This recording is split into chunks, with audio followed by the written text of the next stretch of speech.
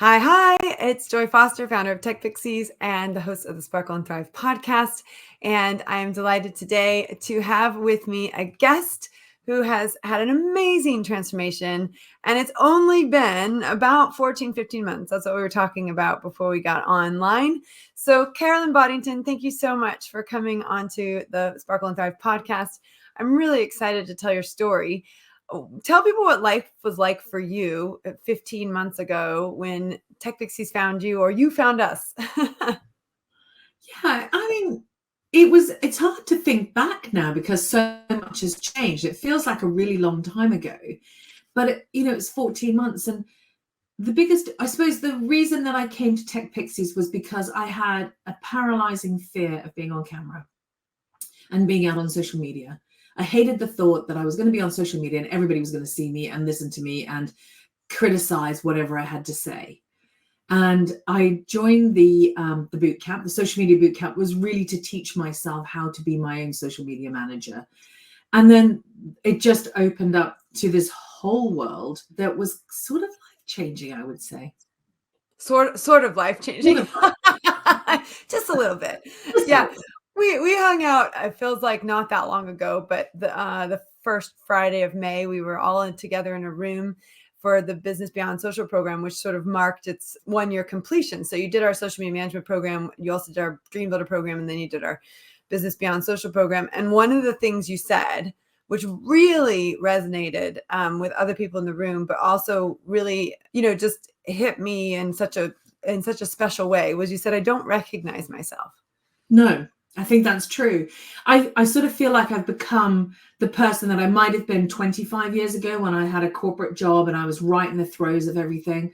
But I think like a lot of women will feel is that when you've been out of work for a while, I don't mean out of work, I took a career break, I had a young family, I was doing projects and I was sort of, doing bits and pieces, and then a health issue stopped me from working altogether. And then when I realized that I was okay and I could get back into work, of course, you've got that crisis of confidence, which is, I don't know anything. And who's going to hire me? And why would they listen to me?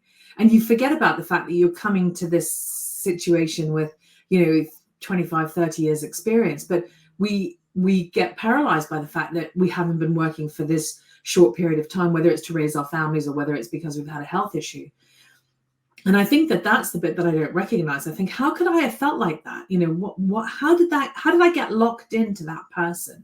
And I think that's where Dream Builder and certainly Business Beyond Socials really helped unlock the person I knew was there and that had been there before and was now there kind of with bells on, really, with all the extra skills that came with, learning about social media management and doing the Dream Builder program and going through Vision Workshop and all those things. And a few other, trainings that I did outside of that kind of took me back to who I thought I was all that time ago, or who I should have been all that time ago. And probably who you really were and are and always have been, but we lose track of that. We lose sight of what we've achieved. Well, and there have been some major milestones as you've been going through this journey. Would you be willing to share some of those milestones, some of the ups and downs of getting your confidence back on and, endeavoring to live a life you love? So really going through and trying different things. And even if they fail, you pick yourself back up and you go out again. Do you want to share some of those with us? I think what was interesting, there must have been a shift in me because there's a few people that I'm working with now who have known of me for a while, but didn't choose to work with me, 2 years ago, but have worked with me quite intensely this year. So I guess the biggest step changes, I went through, became a story brand guide, learned how to do great messaging and loved doing that. But deep inside me was this need to kind of be a strategist. And I knew that I was always really good at the strategy side. That's where I certainly felt I was in my flow. And what's happened over the last 12 months is, although the messaging is something that people know they need, and it's a great way to get started working with me, what then becomes really clear really quickly is that we then look at the business as a whole, and my strategy hat comes on, and I can talk to them about, everything that somebody would have or get access to if they were able to employ a chief marketing officer. And I can't help it. It's just in me. And it doesn't matter who I work with, what size company they are. we definitely break into strategy and offer creation and messaging as part and parcel of it. And I think that's the biggest thing. I would never have imagined that I would be brought into an organization on a long-term basis as a strategic advisor.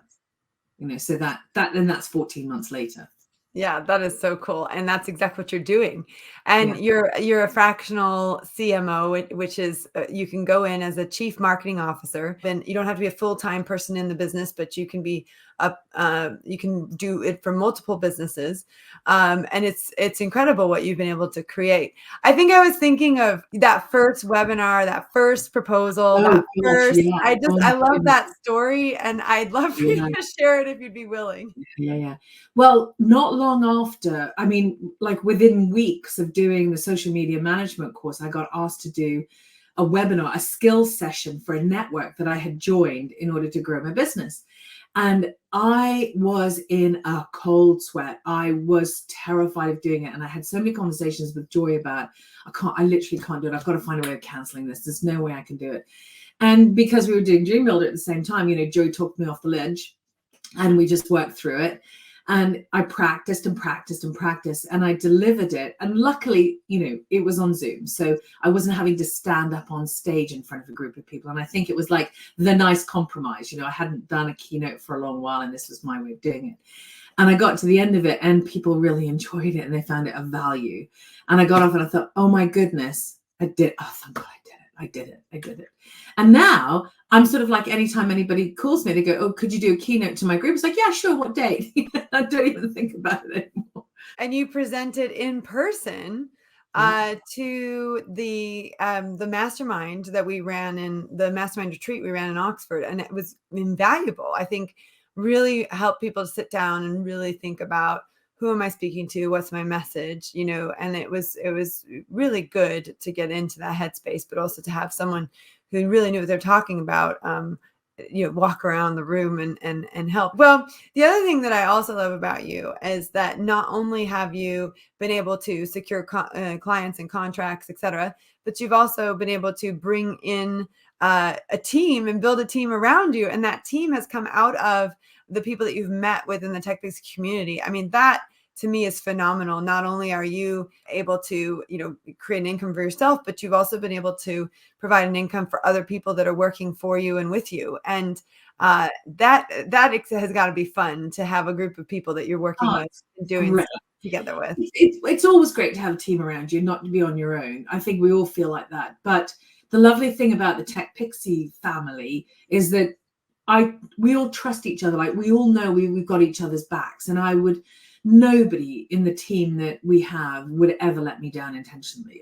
And they always go the extra mile. There'll always be that message late in the evening because they've just thought of something or something's happened and they want to react to it. And I just have such confidence taking them in because they've been so well trained through the programs. They're so advanced in terms of social media. When I take them into companies, we've replaced social media teams because of the skills that the team has got through going through the TechPixie training. Yeah, that's amazing. Well, and I think the thing that we do know is we do the foundations and the fundamentals really well.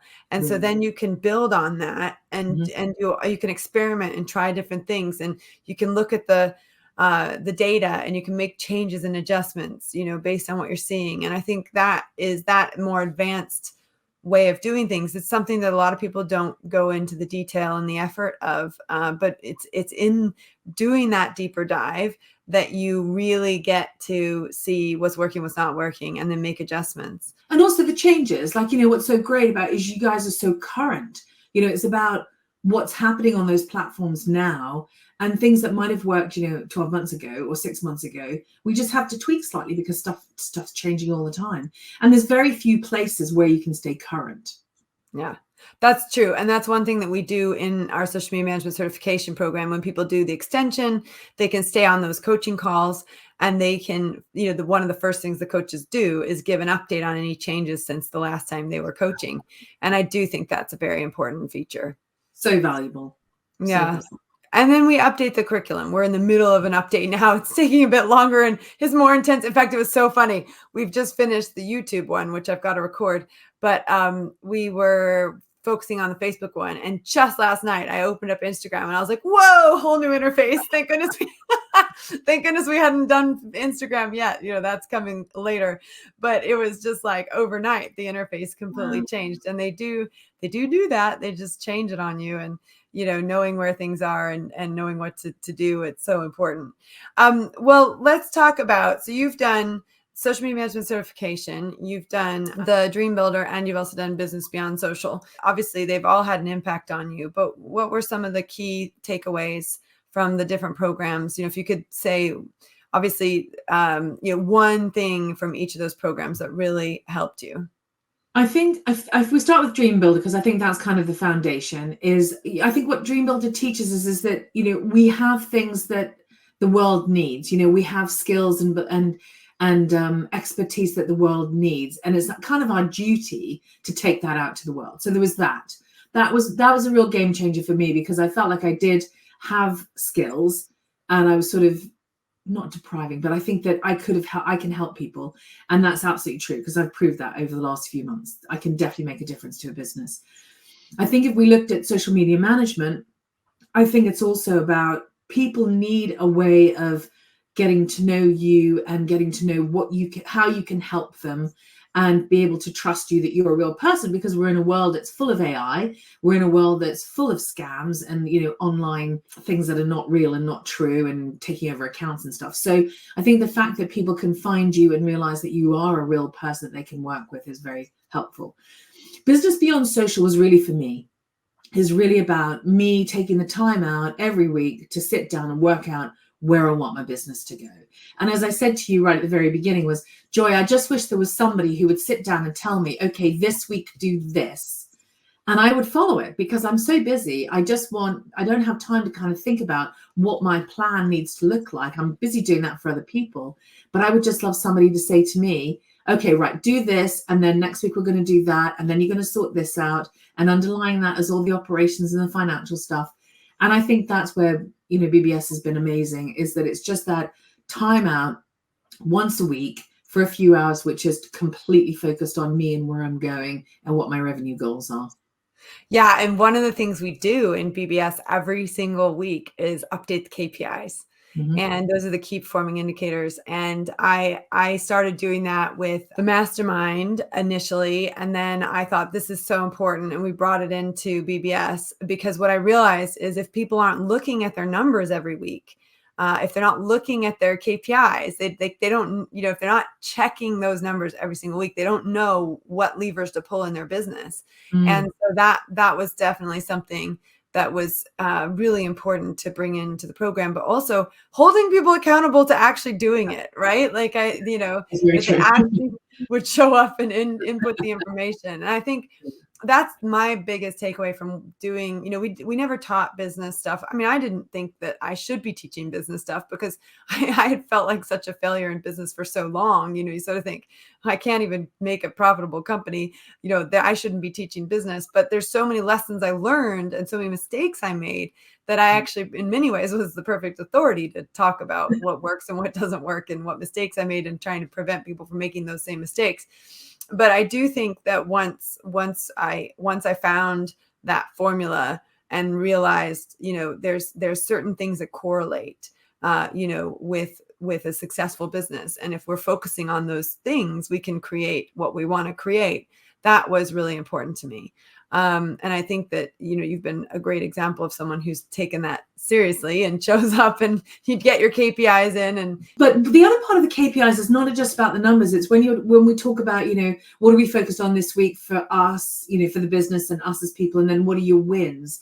And you look back over however months we've been doing it, and I think we really underestimate the wins, and we forget about a lot of the great things that have happened and a lot of the good things that we've put in place. And then when you look back and you go, I was making a bunch of, discovery calls in whatever month it was. And then suddenly, oh, look, there's revenue. That's interesting, and it just shows you that there's the basics really work. I wouldn't remember that I did a discovery call 3 months ago and it's turned into business. I would think it was about that, but I wouldn't know. No, totally 100%. And that is the weekly wins are super key. So not only are we planning the key thing you want to do for yourself personally, the key thing you want to do for your business, but also reflecting back on, okay, I took that action and what is there for me to be grateful for and proud of every single week. It's just fundamental, totally 100%. I gave everybody at the mastermind and also at the BBS event, anyone that didn't have a 1 line a day journal, I gave them a 1 line a day journal, because I think it's a great way to capture a gratitude and a proud of every day and to look back on it. And it was actually really interesting because there was a medical issue that my stepdad had a year ago that was, and I was so grateful. I'd written in there, I'm so grateful that it's gone smoothly and that he's come out the other side and he's doing great. And I called him the other day and I said, you're never going to believe what came up in my 1 line a day journal. You came up, I can't believe it's been a year. And he's like, oh, I put that out of my mind. But, it's that way of capturing the things every day that, if we don't capture them, we will not remember them. I mean, I think it's something like you have a 1% memory, 1% recall of something you've done 30 days ago. And so, and not writing it down means you don't remember it. And 99% chance you're not going to remember it. So I really love that, that concept of having a weekly check-in every single week. And I think that's been really, really, it's been proven to really help. And what we also know is I can look at someone's KPIs and I can tell them pretty much where they need to work on in their business, because if they're not doing certain things, we just know that the business isn't going to grow. So let's tap into your CMO awesomeness, your chief marketing officer awesomeness. What are some things that, with your years of experience, that you think are really important that people should be doing in their businesses from a marketing perspective? So often we get wrapped up in, what we're really good at and what we do. And, if we create products, how wonderful our products are, but we forget that people buy solutions to their problems. And I think we need to remind ourselves that we're here to guide our customers to their solutions, as opposed to being the heroes in our own story. Our customers are the hero. So I think first and foremost is just make sure you speak in a way that is important to your customer. And it's not about you. It's not about the fact that your family started this business in the 1800s or whenever it was. This is all about our customers have a problem and they need you to help solve it. So that's the first thing. And then the second thing I would say is, don't stop lead generating, because so often we, get a couple of contracts, or we sort of think our leads are going to come in from a certain place, and suddenly it dries up and you don't notice that lack of revenue for maybe a month or 2 months. And then you've got to kind of get that engine rolling, and it takes a bit of time to get the engine rolling. So I would say just make sure that you're always in contact with your customers, whether it's by email, whether it's on social, however you choose, whatever way is good for you. Make sure that you're speaking to them regularly, and that you're delivering them some nugget of information, something that's really useful to them, that can make their day easier and make their business work a little bit easier. The 2 top tips you've got are focus on your messaging. Make sure you're speaking to the customer, not talking about yourself, right? Be a magnet, not a peacock. We've talked about that before. And then the second thing is really making sure that you're always list building. I think that's so important. Always building your list, whether it's your social media list or your email list, but always generating your leads and figuring out how to, maintain contact with those leads. That's so important. Yeah, and why, how you widen your audience. So for some businesses, it could be paid ads. Some businesses just being on social media. Some, for some people, it's getting people on the list and then, engaging in that conversation and building that trust, so that when they're ready to buy, they know that you're the solution for them. But whatever that avenue looks, and every business is different. It's a prescription, every single time you go into a business, no two are the same. Everybody's different. Yeah, that's so true. And understanding the message that's unique to that business and that business's customers. And then also making sure the messaging that you're putting on social media and through your email list matches the customer. It was very interesting because we were looking at our competitor landscape has changed over the years. Our biggest competitor stopped doing what they were doing a couple of years ago. And for a while, it sort of looked like we didn't have a competitor. And then recently, someone pointed out a couple organizations that might be in competition with us. And it was really interesting because I went and looked and did some research on who is their ideal customer. And it's interesting because they weren't the exact same person that we're reaching at TechPixies, right? And they have a slightly different message that they're leveraging with that client that we don't have and wouldn't use. And so it was really interesting. I sort of looked at this one company that someone had suggested that we were in competition with, and I sort of looked at it and I thought, well, actually, this is great collaboration because there's going to be some overlap between their customers and our customers, but it's going to be a tiny overlap, but there will be some overlap, right? Yeah. So we're going to have we'll be of use to them and they'll be of use to us, and we can kind of cross pollinate, but it's not 100% match. We're not talking 100% to the same people, but there's probably a corner of our market and a corner of their market, which are the same people. And that cross pollination might be really good. We do need to look at where we can, let's partner, let's go in it together. Let's share that marketing resource. Let's try and get more bang for our buck with it. And I don't think we should be afraid of partnerships because there's so much good comes out of it. Yeah, I think partnerships are huge. I know Jeff Walker built his whole business on partnerships. And I was just on a training with him last week, and he was saying, yeah, well, for a decade, we rode the wave of partnerships, which is interesting because he said rode the wave. And I thought, oh, maybe something's changing in that market. But it never changes. It never changes. Because none of us can build out our, if we're talking a little bit more sophisticated in terms of business, no company can afford to build out a completely whole product. We have to look at where we can fill those gaps so that we deliver the whole product to the customer. We don't have to do it all, but we can make sure that we bring a great group in to deliver to customers, which is exactly what we do in putting our teams together for servicing our marketing clients. No, that is 100% true. And it's exactly what I did with BBS in the sense that all the coaches that I brought in are experts in their field. So we have, Fern Fuller, she's an expert in operations and she knows like Google inside and out, emails and calendars and all that stuff, and really reduces the overwhelm with that. And then we have, Julia Heffer, who's a specialist in brands and in creating a brand that connects with the customer.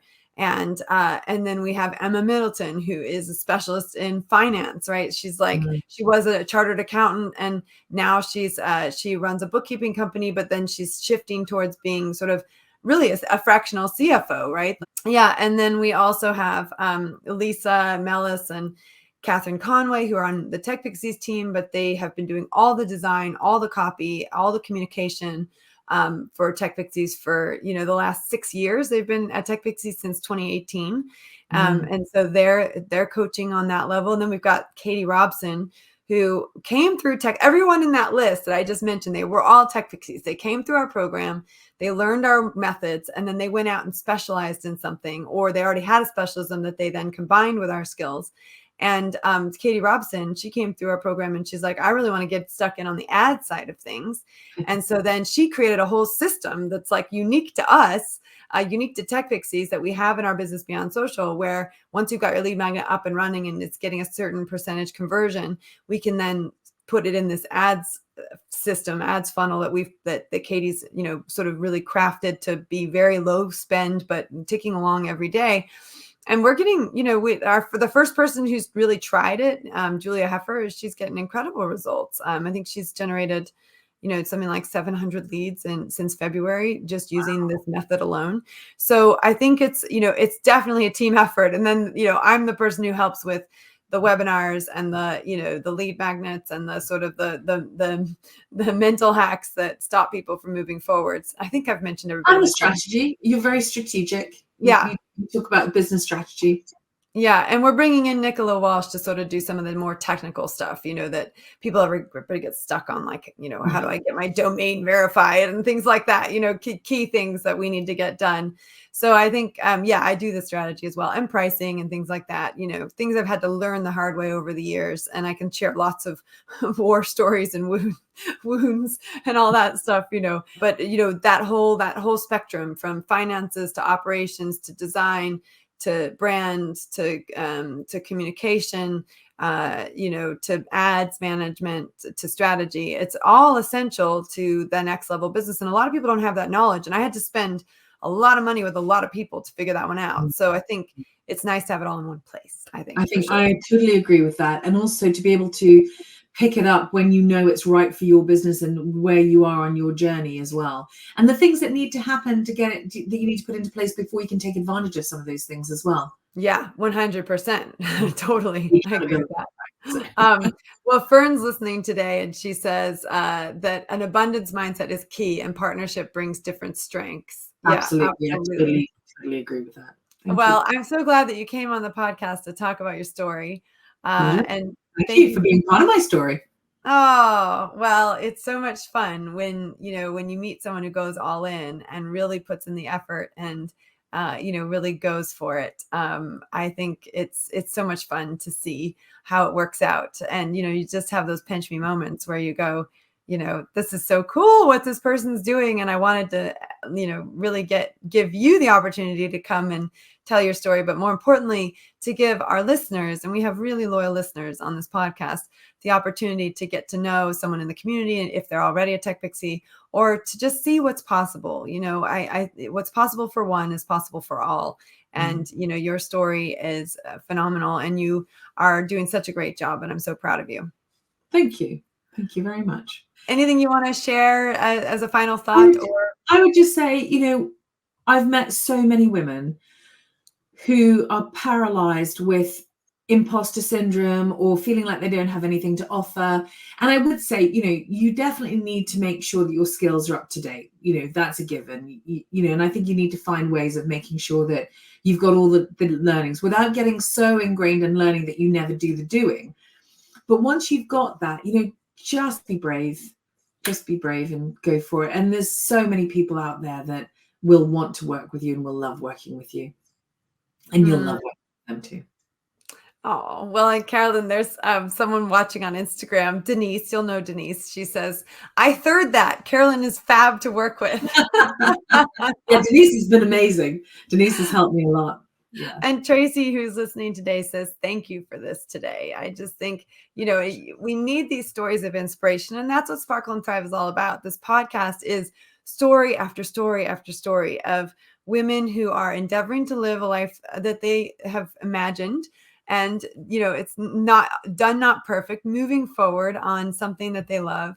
And, this is where we leave some things behind us. We cross an invisible boundary and we get success unexpected in common hours. And I do think if you were to speak to yourself today, the 14 months ago person that you were, and speaking to the person you are today, it would be a really fun conversation. It would, because it would be, you are who you wanted to become, really. It's, obviously the journey's never ending, but yeah, I have the business that I sort of dreamed that I wanted to have. Yeah, I love that. And you've taken people on the ride as well, which is so cool. Which is even more fun, to be fair. Which is even more fun. Well, where can people find you if they want to connect with you and start following you? And well, my website, carolynboddington.com, or you can get me, probably best to get me, you can find me on LinkedIn, but on social media, it's Carolyn Boddington Consulting on Instagram. Awesome. Well, thank you so much, Carolyn. I'm so grateful that you're here. Thanks for the invitation. All right. Well, I love sharing these stories. They just light my heart up. And of course, when we have just incredible women who have great ambition that come through and they move forward, even though they aren't sure how it's all going to work out, but they trust the system, trust the process, they get the results. And I just loved sharing her story. If you enjoyed her story as well, please leave us a recommendation on the podcast. We love our recommendations. They help others to make a decision to listen to the podcast. We are so grateful for the subscribes on YouTube. We have surpassed our goal of 500 people subscribing on YouTube. So thank you for that. And we've surpassed our goal of 100,000 downloads on the podcast. So please, if this resonated with you, or if you think you know someone that would love to hear this, please share it with them. And as always, I hope you have a wonderful week and that you are inspired and ready to go about your day. Thanks for listening.